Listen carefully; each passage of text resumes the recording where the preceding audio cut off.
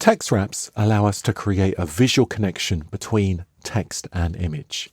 Let's look at some issues that arise from using text wraps. If I select my image and then come to my text wrap panel, this is part of my custom workspace. If you don't see it, you'll find it under the window menu. So currently no text wrap.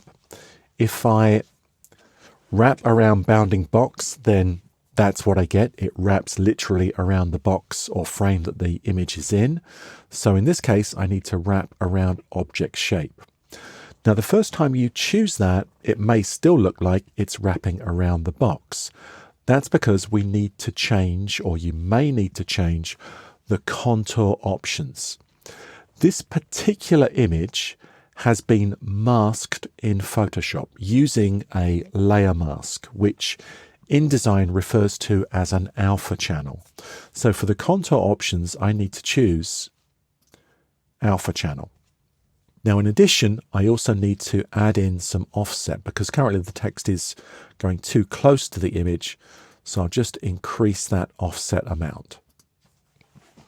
Broadly speaking, when working with text wraps, here are some guidelines. Avoid putting a text wrap in the middle of the text because the problem is the reader is not going to know if they should continue reading down to the left of the image or if they need to jump the image to continue reading. Text wraps generally work better with justified text because justified text are going to make a clearer contour around the graphic shape.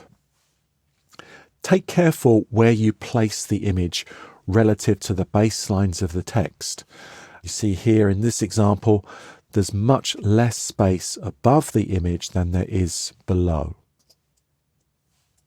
When you wrap text around a circle, it will start out looking like there's more space at the pole of the circle. Now this you can customize by selecting the object, and then you can come and choose the text wrap offset and just nudge that up ever so slightly. I'm just pressing my up arrow to do that. Sometimes you may want to apply a text wrap to an anchored object.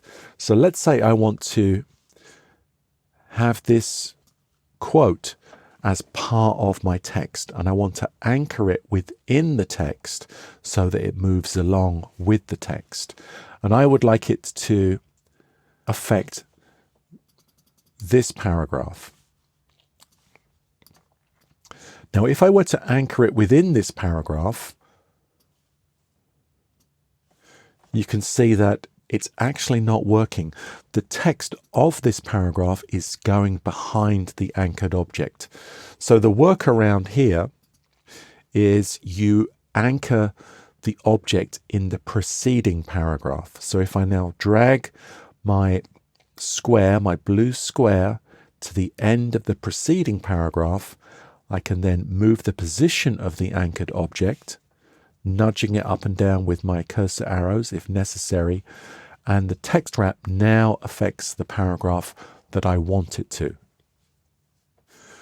If you have a text wrap applied to an object, it's going to affect all text frames, but you may not want it to affect all text frames. Let's say I want to put this caption on top of the image, and you can see I'm not going to be able to do that unless I come to my text frame options, Command or Control B, and choose Ignore Text Wrap. So sometimes certain text frames will want to ignore text wrap. When you're wrapping around an irregular shape, just pay careful attention to how it is affecting the text.